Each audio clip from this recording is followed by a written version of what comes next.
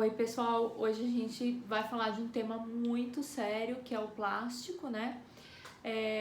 De todos os tipos de resíduo, ele é o mais complicado, né? Em todos os aspectos, há uma grande variedade de tipos de plástico, cores, composições que precisam ser triadas, né, nas cooperativas de catadores.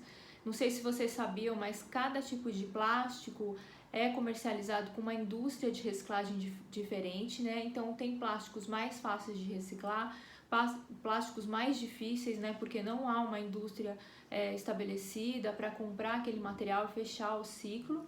Então, quando eu falo, né, que o material é mais fácil de reciclar, é que existe um comprador desse material, né, que vai encaminhá-lo para uma indústria de reciclagem e formar essa cadeia, né? Então, se a gente for separar todos os tipos de plástico, considerando a sua composição, cor, nas cooperativas a gente ultrapassa 100 tipos de materiais facilmente. É importante destacar que cada tipo de plástico não pode ser misturado ao outro, né? Porque não dá liga, são materiais diferentes. Então, uma garrafa PET é uma indústria, o PS do copinho descartável é outra indústria. Por isso as cooperativas são tão importantes, porque elas fazem esse trabalho de classificação desses materiais, né? Para que cada um possa ser destinado à sua respectiva indústria de reciclagem, né? Percebem que isso é muito complexo. Então, só para dar alguns exemplos de tipos de plástico, nós temos a PET, né, que é o tereftalato de polietileno. É o plástico mais reciclado, né? São as garrafas de refrigerante, água, pote de manteiga, etc. A gente tem o PEAD, que é um polietileno de alta densidade.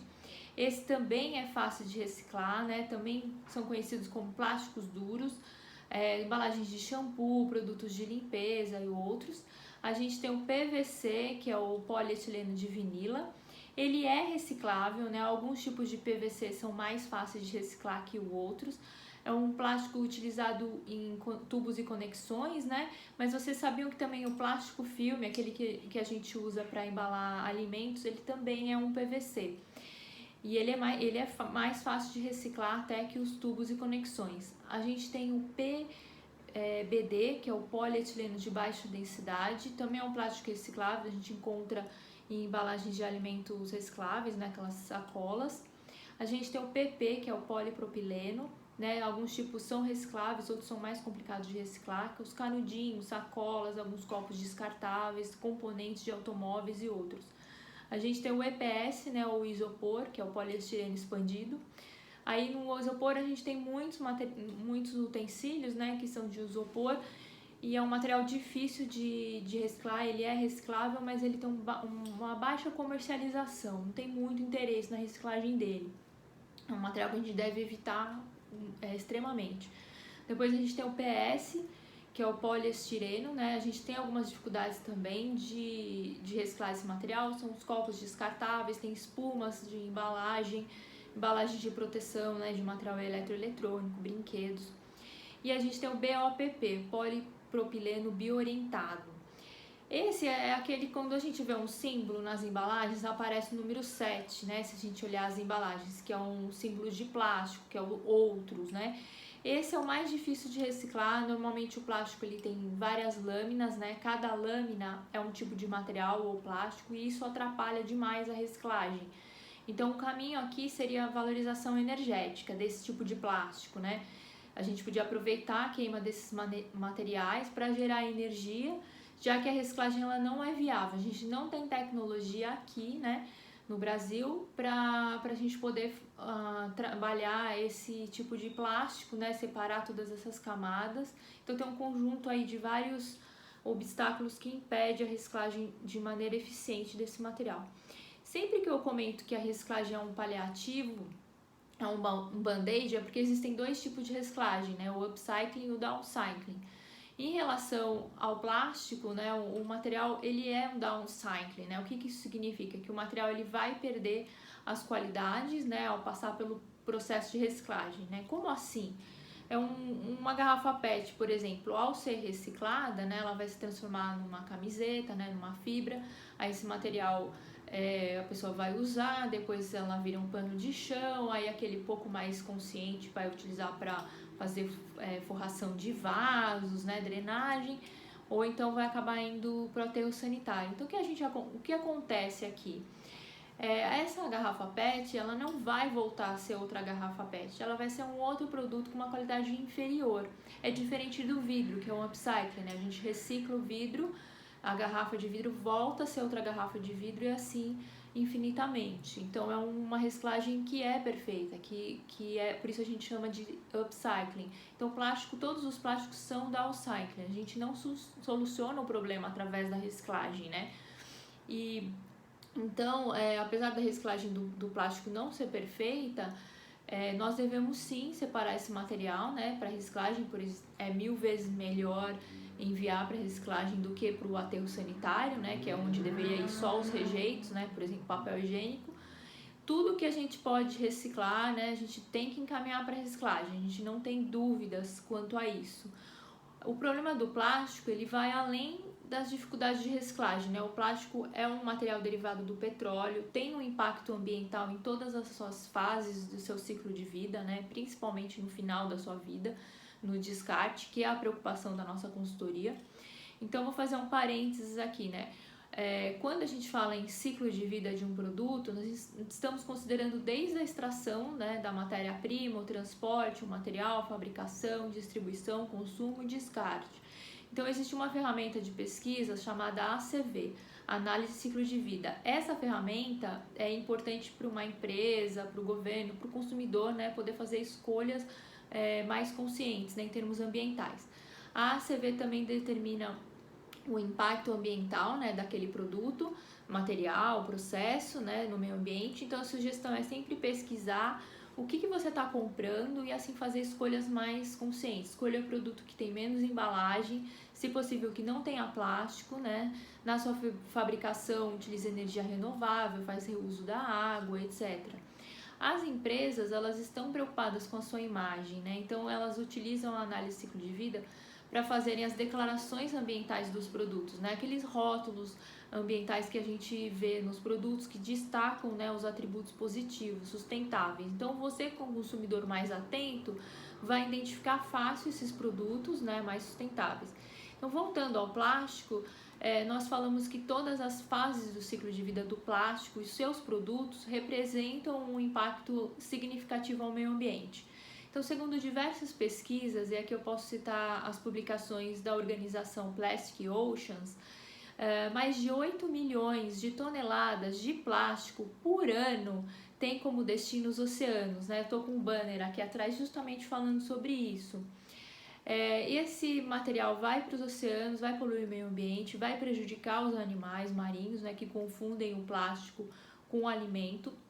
Desses plásticos, 50% são chamados single-use plastics, né, os descartáveis, os plásticos que a gente utiliza uma única vez.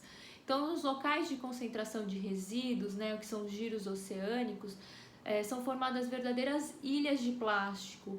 Estima-se que a cada 1 kg de plâncton a gente tem 6 kg de plástico nesses locais. É muito triste, né? O plástico ele foi inventado em 1907, né, pelo Leo Baekeland. Ele criou o primeiro polímero sintético, a baquelite. Depois, na década de 1930, chegou o nylon, né, com a poliamida. Depois da Segunda Guerra Mundial, a PET, isopor, poliestireno, polietileno e o vinil. E as invenções e composições, né, tipos de plástico não pararam de surgir. Segundo a ONU, né, a produção total de plástico no planeta é de cerca de 300 milhões de toneladas por ano. De todo o plástico descartado até o momento, né, estima-se que apenas 9% foi de fato reciclado, desde o primeiro plástico que surgiu no planeta, né? O restante termina em locais inadequados, como a gente sabe, né, aterros sanitários, lixões e os oceanos. Então, particularmente, o plástico ele tem muitas vantagens na nossa vida moderna, né? Leve, transparente, fácil de ser trabalhado por todo tipo de indústria, né? Como envase e embalagens de diversos produtos. A pergunta que eu faço é sobre os plásticos de vida curta, né? Os descartáveis, aqueles que a gente utiliza apenas para transportar até as nossas casas. Chegando em casa a gente já descarta, né? Também conhecidos como single-use plastics. Os plásticos utilizados, por exemplo, em um hospital, né, como uma seringa, os catéteres, tubos, etc., não tem como a gente voltar a utilizar a seringa de vidro, né? Então eu não tenho dúvidas que esses usos são mais nobres, são mais necessários, né? Esses materiais contaminados serão até depois queimados, né? O resíduo sólido de serviços de saúde, eles ainda geram energia na sua descontaminação. O nosso apelo é banir os descartáveis, é transformar as embalagens utilizadas nas indústrias alimentícias, cosméticos, produtos de limpeza, todas as demais indústrias, né, sistemas de embalagens retornáveis, compras a granel, pensar nesse sistema todo, né? Algumas dessas embalagens poderiam ser biodegradáveis e aí a gente podia colocar na compostagem. Por exemplo, nós podíamos comprar um produto de limpeza em galões de 5 litros, devolver o galão vazio, trocar por um cheio, algo assim, né? Não precisava a gente comprar embalagens de 400 ml de shampoo, gerar dezenas dessas embalagens por ano, ou se quiser, essa de 400 ml podia ser de vidro, retornável também, né? O que não dá é chegarmos em casa, descarregarmos as compras, né? E na sequência já descartar todas essas embalagens desnecessárias. Algumas embalagens nem fazem sentido, né? E a gente tem alternativas melhores. A indústria também precisa ser reinventada, pensar no modelo upcycling, né, de reciclagem, que pudéssemos ter um ciclo infinito, sem gerar resíduos, né? Então, o propósito desse vídeo é levantar essas questões sobre esses plásticos, né, que podem, devem ser substituídos, mas que irá demandar um esforço, uma colaboração de todos, né? Nós, consumidores, darmos preferência aos produtos que não utilizam plástico e as empresas repensarem todo o ciclo de vida dos seus produtos, né? Aí sim a gente vai ter um modelo mais adequado, né? E eu não estou falando da gente não consumir, mas consumir de forma consciente. Tem muitos produtos alternativos para substituir esses produtos que têm componentes químicos e plásticos, né, nas suas embalagens. Então, só para citar alguns exemplos. Utilizar uma eco bag nas compras, né? Não comprar água engarrafada, utilizar shampoo em barra, sabonetes naturais, sem embalagem, escova de dente de bambu, produtos de limpeza a granel. Esse exemplo que eu dei de comprar embalagens maiores, tem essas alternativas no mercado, né? Então a gente pode buscar produtos feitos de forma mais sustentável, né? No final a gente vai trocar esses supermercados por lojas de produtos naturais, a granel, e assim a gente ainda vai ajudar esses pequenos negócios, né? Também vamos criar empregos verdes e vai ser bom para todos nós. Bom, eu espero que vocês tenham gostado, bastante informação aí sobre plástico. E uma vida sem plástico depende só de nós, né? E a gente consegue, com pequenas ações, um passo de cada vez, reduzir muito o plástico nas nossas vidas. Obrigada!